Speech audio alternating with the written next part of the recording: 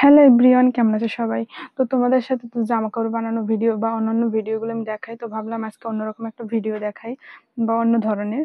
তো আমি হচ্ছে তাল দিয়ে পিঠেগুলো বানাবো, তার জন্য প্রথমেই কড়াইতে তাল দিয়ে নিয়েছি। তো এই যে দেখো 2 চামচের মতো তাল নিলাম, বড় চামচের। এই যে দেখো, এরপর একটু সামান্য এই যে লবণ দিয়ে নিচ্ছি। দেওয়ার পরেই তালটা একটু জাল করে নিতে হবে 2 মিনিটের মতো।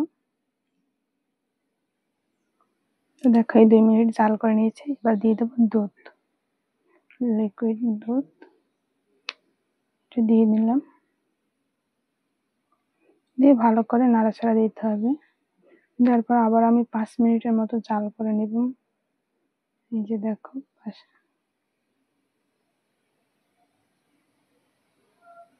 ভালো করে রাখতে হবে, নয়তো লেগে পড়তে পারে। তো এই যে দেখো 5 মিনিট আমি জাল করে নিচ্ছি। এরপর আমি দিয়ে দিচ্ছি চিনি। চিনিটা দিয়ে আবার জাল করতে হবে এরকম। এই যে দেখো, এরপর দিয়ে দেবো আস্তে আস্তে সুজি। সুজিটা দিয়ে ভালো করে লাড়াতে হবে, নয়তো দলা পাকিয়ে যাবে।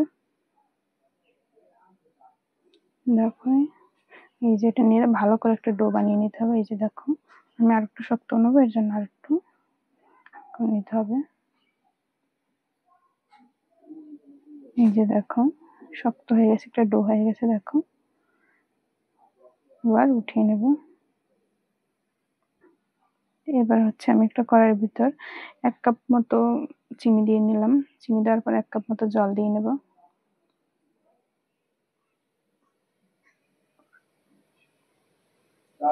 এই যে জলটা দেওয়ার পর এবার আমি 2টা এলাচ দিয়ে দিলাম, গন্ধটা ভালো আসবে।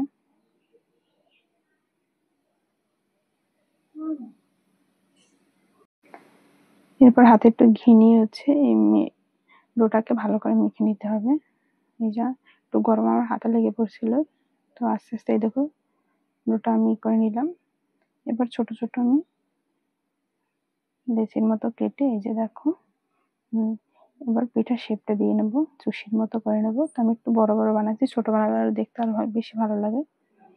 তো দেখো এরকম আমি সবগুলো বানিয়ে নিয়েছি। এই যে দেখো, একটু ফাঁকা ফাঁকা রেখেছি যাতে একটা একটা না লেগে পড়ে। এরপর দেখো এই যে শিরাটা আমার জাল দেওয়া হয়ে গেছে। এরপর কড়াইতে তেল দিয়ে নেব।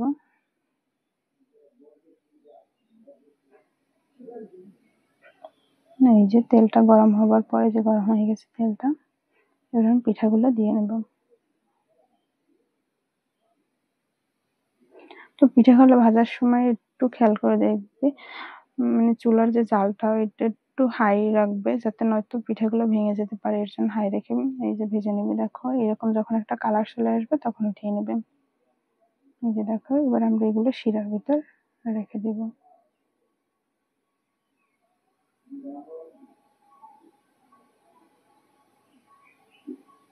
এই যে দেখো হয়ে গেছে। এই দেখো শিরার ভিতর দেওয়ার পর ভালো করে নেড়ে চেড়ে শিরাটা লাগিয়ে দেবো।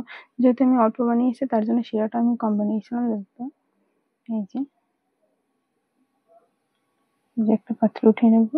তো আমার পিঠা বানানো কমপ্লিট। তোমরা অবশ্যই কমেন্ট করে জানাবে যে আমার ভিডিওটা তোমার কেমন লাগলো, যেহেতু এই ধরনের ভিডিও আমি ফার্স্ট করলাম।